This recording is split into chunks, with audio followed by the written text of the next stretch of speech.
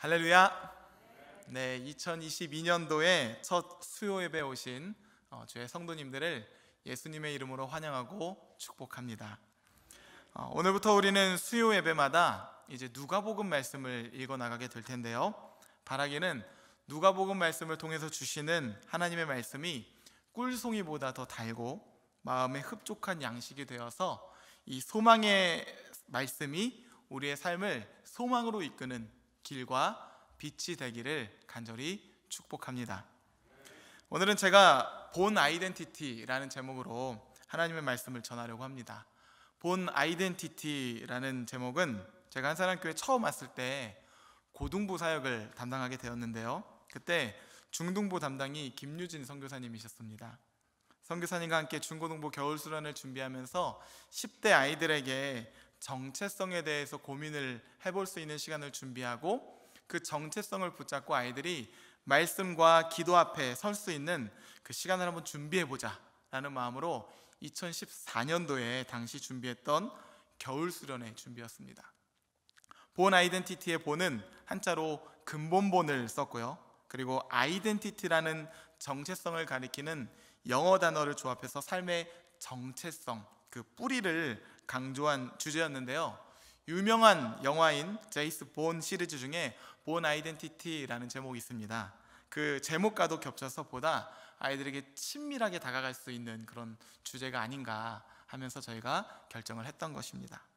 제가 오늘 말씀을 준비하면서 가장 먼저 묵상했던 주제가 바로 정체성에 대한 그런 묵상이었습니다. 그래서 오늘 설교 제목을 본 아이덴티티라고 당시의 그 의미를 살려서 한번 차용해 보았는데요.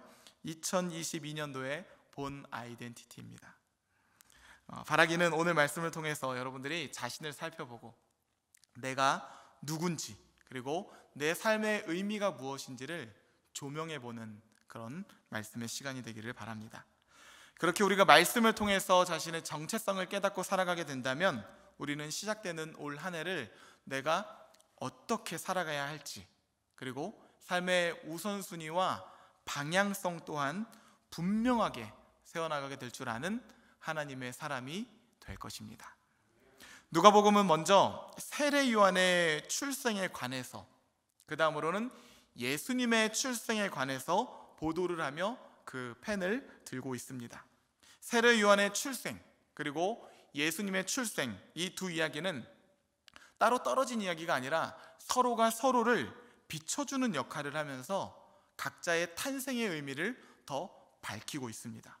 메시아가 오실 길을 예비하는 요한의 탄생 이야기, 그리고 메시아이신 예수님의 탄생 이야기가 바로 그것이죠. 그중 오늘 우리는 요한의 탄생 이야기에 대해서 함께 나눠보고자 합니다. 복음서들 중에서 이 탄생의 이야기로 시작을 열어가는 책은 마태복음과 누가복음밖에는 없습니다. 그렇다는 것은 다른 복음서들이 생략한 그 부분을 이 두 복음서가 중요하게 여기고 있다는 그런 의미인데요. 두 복음서 중에서도 예수님의 잉태에서부터 탄생까지의 이야기를 자세하게 전하고 있는 책은 단연 누가복음입니다. 뿐만 아니라 이 누가복음은 그보다 앞선 세례 요한의 잉태와 탄생까지도 굉장히 자세하게 보도를 하고 있습니다. 도대체 탄생의 이야기가 어떤 의미가 있길래 누가는 그렇게 탄생의 이야기를 긴 지면을 할애해서 기록을 해둔 것일까요? 차라리 예수님의 공생애 중에서 우리에게 더 은혜가 되고 힘이 되는 말씀을 몇 장 더 추가해서 기록해 주시는 것이 더 낫지 않나라는 의문을 제가 가져보기도 합니다. 구약과 신약 성경을 보면 몇몇 인물들이 탄생의 이야기를 가지고 있죠. 아담, 이삭, 모세, 삼손, 사무엘, 세례 요한, 그 외에도 더 있는데요. 물론 메시아이신 예수님 또한 탄생의 이야기가 담겨 있죠. 이처럼 비록 몇몇 사람들에게만 나타나는 현상이지만 그럼에도 하나님의 말씀이 이렇게 여러 인물의 탄생 이야기를 지면에 걸쳐서 전하고 있다는 것은 지도자들에게 있어서 그 탄생의 의미가 결코 무의미하지 않다라는 것을 의미한다고 볼 수 있는 것이죠. 그렇다면 여러분, 지도자는 태어나는 것일까요? 만들어지는 것일까요? 리더십을 말하는 그 어떤 책에서도 탄생부터 말하는 책은 없습니다.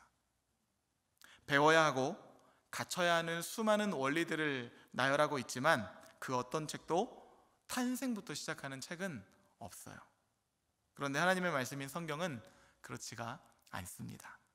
지도자는 태어나는 것부터 시작을 한다는 것이에요. 이것이 바로 세상 리더십과 그리스도인의 리더십을 가르는 분리선인 것입니다. 그리고 결코 이 두 리더십이 같은 선상에 있을 수 없는 본질적인 이유가 되기도 하는 것이죠. 분명 하나님께서 세우신 지도자도 하나님의 말씀으로 평생 훈련을 받으며 그 말씀을 성취하는 삶, 후천적인 노력이 필요하다는 것을 결코 부인하지 않습니다. 그리고 그렇게 후천적인 훈련이 지도자로서 더욱 중요한 요소라는 점 또한 성경도 분명히 인정을 하고 있습니다. 그럼에도 탄생에 관한 이야기가 계속해서 반복해서 등장한다는 것은 그만큼 하나님께서는 지도자의 자질로서 탄생과 훈련이라는 이 두 가지 조화를 모두 요구하고 계신다는 것을 우리는 알 수 있는 것이죠. 우리 그리스도인들도 마찬가지입니다. 우리도 자신의 탄생과 훈련이라는 이 조화를 바르게 인식하지 못하면 우리 또한 자신의 정체성을 바르게 세워갈 수가 없는 것입니다. 그런 삶은 바람에 나는 겨와 같은 그런 이리 갔다 저리 갔다 흔들리는 그런 비루한 인생이 될 것이에요. 그렇기 때문에 우리는 분명히 기억해야 합니다. 우리는 이 땅에 우리 자신의 역량을 발휘하고 인정받기 위해서 태어난 것이 아니라 하나님의 숭고한 뜻을 전하며 살아가기 위해서 하나님께서 우리를 이 땅에 보내주셨다는 것을 우리는 기억해야 하는 것이죠. 그것이 바로 자신의 정체성을 아는 삶인 것입니다. 이런 점을 염두에 두고 세례 요한의 이야기를 한번 살펴보려고 합니다. 먼저 5절, 6절, 7절 말씀. 유대왕 헤롯 때에 아비야 반열에 제사장 한 사람이 있었으니 이름은 사가랴요. 그 아내는 아론의 자손이니 이름은 엘리사벳이라. 이 두 사람이 하나님 앞에 의인이니 주의 모든 계명과 규례대로 흠이 없이 행하더라. 엘리사벳이 잉태를 못함으로 그들에게 자식이 없고 두 사람의 나이가 많더라. 먼저 누가는요, 요한의 부모에 대한 설명으로 그의 탄생 이야기를 적어 나갑니다. 때는 유대왕 헤롯이 집권하던 시기로서 요한의 아버지 사가랴뿐 아니라 그의 어머니 엘리사벳 모두가 제사장 가문의 후손이다라고 알려주고 있죠. 그리고 이 두 사람이 하나님 앞에 의인이라고 인정받는 사람이다라고 하면서 그 두 사람을 드러내고 있습니다. 그런데 여기 중요한 대목이 하나 더 기록이 되어 있죠. 엘리사벳이 잉태를 못함으로 그들에게 자식이 없고 두 사람의 나이가 많더라. 이것은 아브라함과 사라의 이야기를 떠올리게 하는 것만 같습니다. 약속의 말씀 또한 아브라함과 사라의 그런 맥락과 비슷하게 이어지는데요, 마침 사가랴가 자신의 차례가 되어서 하나님 앞에서 제사장 직분을 이렇게 감당하고 있었습니다. 주의 성전에 들어가서 분향하는 일을 맡고 있었던 것이죠. 그때 주의 천사가 사가랴 앞에 나타나게 됩니다. 그리고 13절 말씀이야. 천사가 그에게 이르되 사가랴여 무서워하지 말라. 너의 간구함이 들린지라. 내 아내 엘리사벳이 내게 아들을 낳으려 주리니 그 이름을 요한이라 하라. 너도 기뻐하고 즐거워할 것이요 많은 사람도 그의 태어남을 기뻐하리니 이는 그가 주 앞에 큰 자가 되며 포도주나 독한 술을 마시지 아니하며 모태로부터 성령의 충만함을 받아 이스라엘 자손을 주 곧 그들의 하나님께로 많이 돌아오게 하겠습니다. 하나님의 천사는요, 사가랴를 향해서 그의 간구에 대한 응답으로 이제 엘리사벳이 아이를 낳게 될 건데 그 아이의 이름을 요한이라고 지을 것까지도 고지해 주는 것이에요. 그러면서 요한에 대한 사람들의 반응과 요한의 정체성뿐만 아니라 그의 사명까지도 지시해 주는 것입니다. 그는 주 앞에 큰 자가 되어서 나실인과 같이 구별이 되어서 성장할 것이며 어머니 모태에서부터 성령 충만함을 입은 자니라. 왜냐하면 요한은 엘리야의 능력으로 그리고 엘리야의 심령으로 주 앞에 앞서가서 주를 위하여 세운 이스라엘 백성을 하나님께로 돌아오게 하는 그 일을 위해서 세움을 입은 자이기 때문이죠. 여기에 대해서 사가랴가 놀란 가슴을 움켜잡고 주의 천사에게 대답을 합니다. 내가 늙었고 내 아내도 나이가 많으니이다. 어떤 반응인가요? 너무 늦었다는 것이죠. 이제는 아무리 하나님이라 하더라도 늦었다는 것이요. 이것이 사가랴의 반응이고 아브라함의 반응이었으며 이 시대를 살아가는 우리의 반응이기도 합니다. 우리도 살아가면서 눈앞에 벌어진 환경만 바라보면서 이제는 아무리 하나님이 하셔도 다 끝났습니다, 그렇게 하나님 앞에서 호언장담할 때가 얼마나 많습니까? 그때 하나님께서는요, 아브라함과 사라에게 딱 한마디 말씀하셨어요. 여호와께 능치 못할 일이 있겠느냐? 여호와께 능치 못할 일이 있겠느냐? 사람이 아무리 포기하고 그래서 이제는 더 이상 불가능한 상황이 되었다 하더라도 그것이 하나님께는 아니라는 것이죠. 그리고 얼마 후에 아브라함과 사라는 어떻게 됐나요? 하나님의 약속의 말씀대로 이삭이라는 자녀를 얻게 됩니다. 이와 마찬가지로 하나님의 천사는요, 사가랴에게 대답해 줍니다. 19절 말씀, 천사가 대답하여 이르되 나는 하나님 앞에 서 있는 가브리엘이라.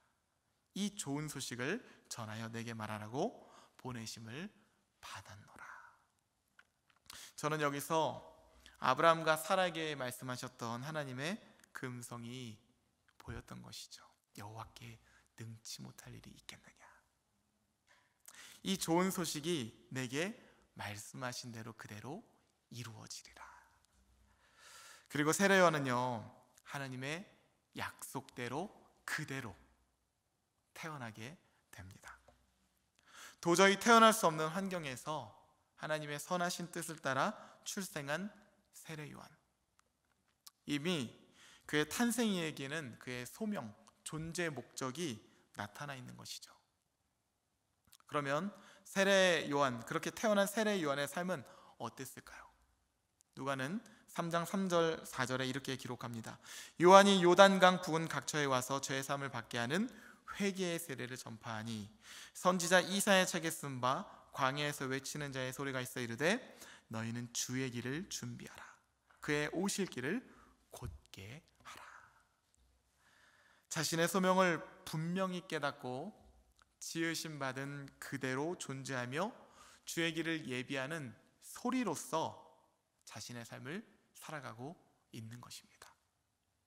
그런 그의 외침으로 인해서 어떻게 됩니까? 모든 골짜기가 메워지고 모든 산과 작은 산이 낮아지고 굽은 것이 곧아지고 험한 길이 평탄해져서 모든 육체가 하나님의 구원하심을 보리라 함과 같은 역사가 나타난다고 그렇게 누가는 증언하고 있는 것이죠. 사랑하는 성도 여러분, 우리의 삶도 마찬가지 아닙니까? 도저히 태어나질 못한 사람들이 거듭남으로 말미암아 다시 태어난 것, 하나님의 전적인 은혜로 구원받은 역사, 이미 그 안에 우리의 부르심이 내재되어 있는 것입니다. 그리스도를 향한 삶, 그리스도를 위한 삶으로 말이죠. 이것이 바로 우리의 유일한 정체성이요 그리스도인의 삶인 것입니다. 여러분, 제가 요즘 메타인지에 대해서 정말 많은 생각을 하게 됩니다. 새벽에도 제가 메타인지에 대해서 다뤘는데요, 메타인지는 쉽게 말하면 자기 객관화 능력입니다. 사람들이 인지 과정에 대해서, 자신의 그런 인지 과정에 대해서 내가 아는 것과 내가 모르는 것을 자각하고 스스로의 문제점이 있다면 그것을 발견하고 그래서 자신의 삶을 올바르게 조정할 수 있는 능력, 그것과 관련된 지능이 바로 메타인지입니다. 그런데 제가 삶을 살아가면서 정말 느끼는 것은요, 저뿐만 아니라 사람들이 다들 제 잘난 맛에 사는 것만 같은데 참 희한하죠. 착각이 아무리 자유하지만 스스로를 상당히 착각하면서 마치 자신이 잘 살아가고 있는 것 마냥 이렇게 인생을 대단히들 착각하는 것들을 제가 얼마나 많은 사람들을 만나면서 느끼는지 몰라요. 여러분, 우리 정말 잘 살고 있는 것 맞나요?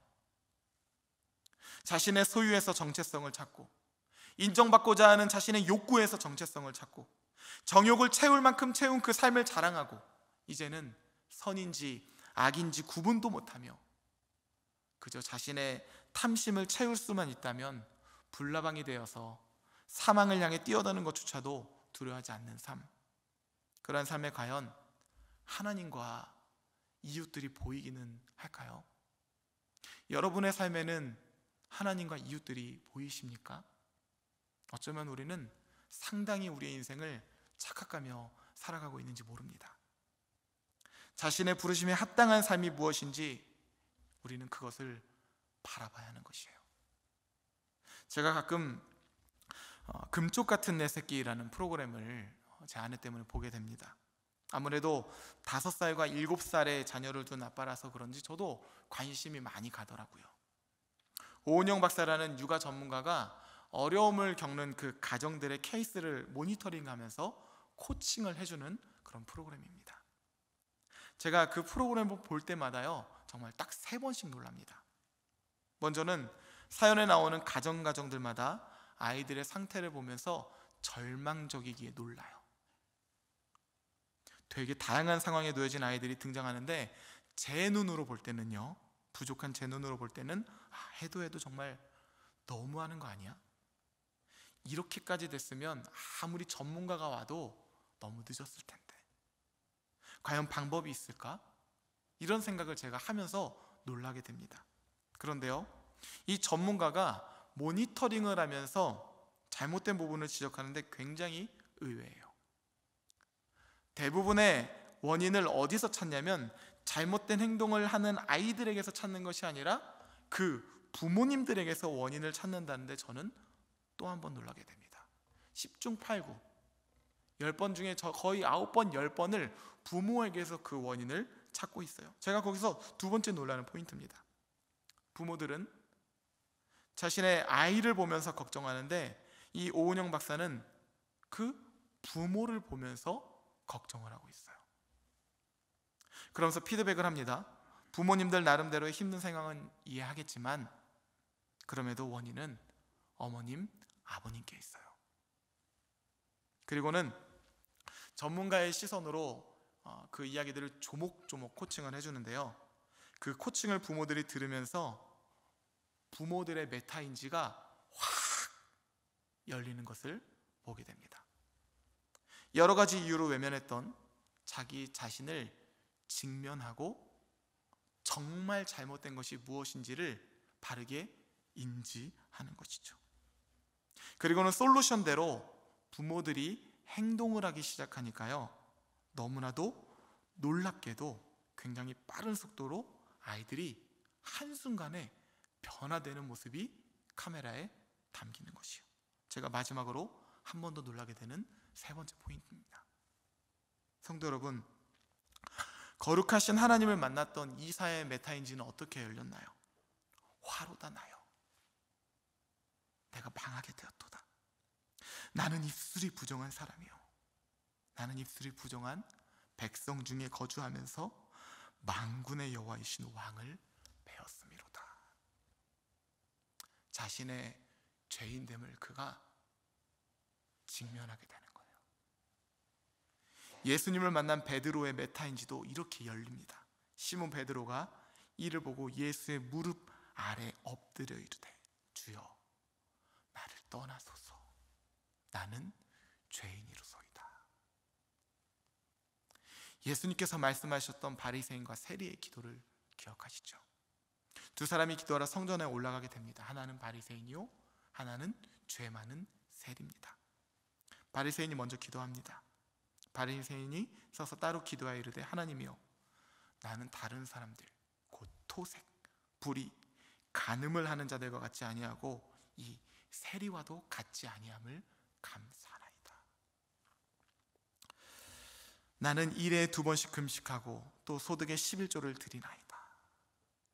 자신이 의인이라는 거예요. 그 옆에서 세리는 어떤 기도를 올리고 있었나요? 세리는 멀리 서서 감히 눈을 들어 하늘을 쳐다보지도 못하고 자신의 가슴을 치며 이르되 하나님이여 불쌍히 여기소서 나는 죄인이로소이다 하였느니라.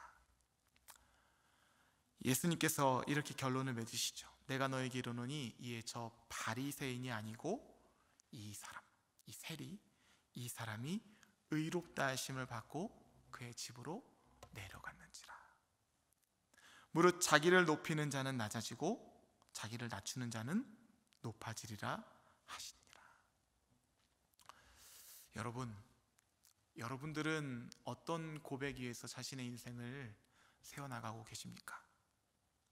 하나님은 사가랴와 엘리사벳의 불임 속에서 요한을 탄생케 하시고 그의 삶을 통해서 온 백성이 구원받는 그런 길을 여셨던 것입니다. 그리고 세례 요한은 명확한 자신의 정체성, 그 메타인지 속에서 자신의 삶을 살아감으로 하나님께 쓰임받고 하나님께 높임을 들리는 인생이 되었던 것이죠. 이와 마찬가지로 하나님께서는 우리가 아직 죄인 되었을 때, 멸망할 자가 되었을 때 그리스도께서 우리를 위하여 자기의 사랑을 확증하심으로써 십자가의 사랑, 도저히 태어나지 못할 자들, 영적으로 불임 가운데 있는 구원받지 못할 자들에게 하나님께서 은혜로 말미암아 우리를 새롭게 하신 줄 우리는 알아야 합니다. 그것이 바로 우리 삶의 시작이고 우리의 정체성인 것이에요. 그럼 이제 우리의 삶은 어디를 향해야 할까요? 세례 요한이 자신의 존재 목적 그대로 깨닫고 살아갔던 것처럼 우리 또한 하나님께서 우리를 구원하신 삶, 구원에 합당한 삶 그대로 살아가는 것이 우리 그리스도인의 삶의 방향성이 되어야 하는 것이죠. 이제 말씀을 마치려고 합니다.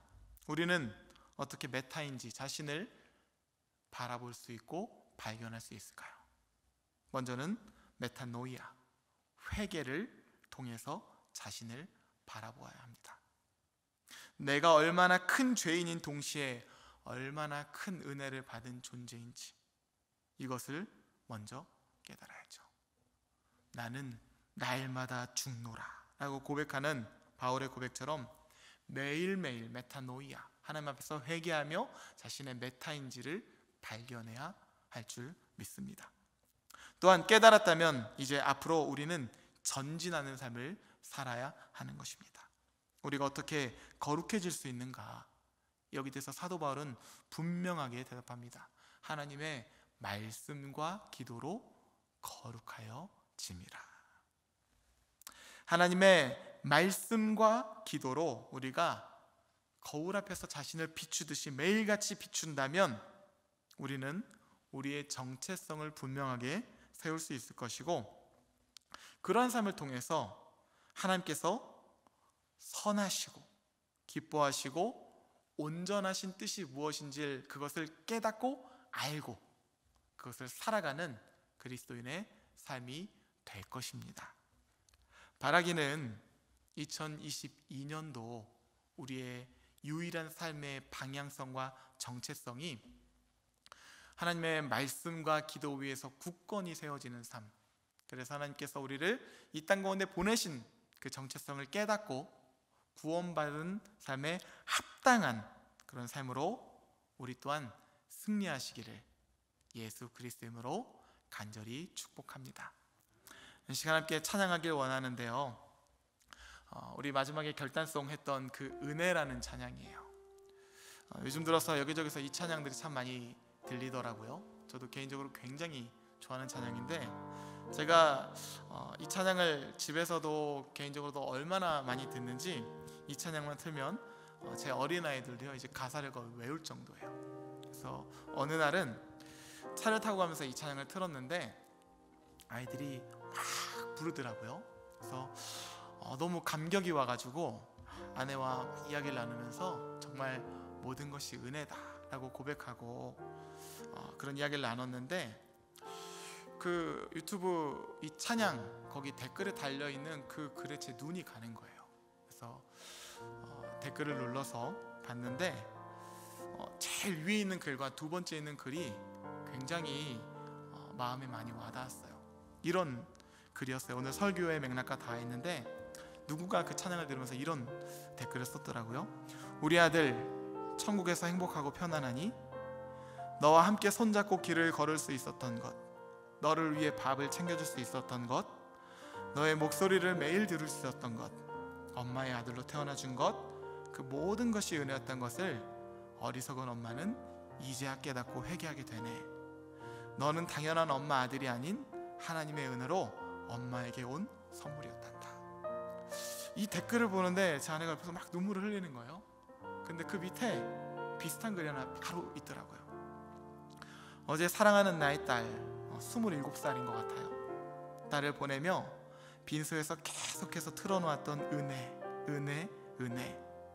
처음에는 많이 힘들었지만 기도로 대답해 주시는 주님의 사랑을 깨닫게 해주시고 하나의 미랄이 썩어 많은 열매를 맺게 하리라 말씀해 주셔서 슬픔이 기쁨이 되고 육신의 아버지에서 영원한 하늘 아버지에게 내 딸을 보낼 수 있고 두 팔 벌려 안아주시는 은혜와 사랑 앞에 오직 감사를 외쳐봅니다. 주님이 주신 말씀 앞에 내 자아를 꺾고 오직 그의 나라와 의를 구하면서 남은 인생을 살아가려 함을 은혜의 찬양 앞에 다짐해 봅니다. 이 사람들은요 그 자녀를 하나님 앞에 올려보내면서 그들의 메타인지가 확 열린 거예요. 나에게 주신 자녀가 얼마나 큰 은혜였는지, 그리고 지금 내가 살아가는 이 삶이 얼마나 큰 은혜였는지, 그 모든 것들을 우리는 지금 굉장히 당연하게 누리고 있는데요, 담임 목사님께서 일전에 그런 설교 말씀을 하셨어요. 왜 그렇게 우리 주위에 죽어가는 사람들의 의문이 많으면서 왜 내가 아직도 이렇게 살아가고 있는지에 대해서 왜 의문을 갖지 않느냐. 여러분, 우리가 이렇게 살아가고 있다는 것은요 너무나 당연하고 자연스러운 것이 아니라 하나님의 선하고 온전하고 바르신 그 목적이 있기 때문임을 우리는 고백해야 될 줄 믿습니다. 그 고백이 우리 가운데 주어진다면 우리 삶 가운데 주어진 것은요 당연한 것이 아니라 놀라운 하나님의 은혜라고 고백될 줄 믿습니다. 그런 마음으로 함께 은혜 찬양하겠습니다. 우리 2절부터 함께 찬양하겠습니다. 2절 그 다음 1절 부르겠습니다. 내가 이 땅에 태어나 사는 것 어린아이 시절과 지금까지 숨을 쉬며 살며 꿈을 꾸는 삶 당연한 것 아니라 은혜. 내가 하나님의 자녀로 살며 내가 하나님의 자녀로 살며 아멘. 오늘 찬양하고 예배하는 삶 복음을 전할 수 있는 축복이 당연한 것 아니라 은혜. 함께 고백할까요? 모든 것이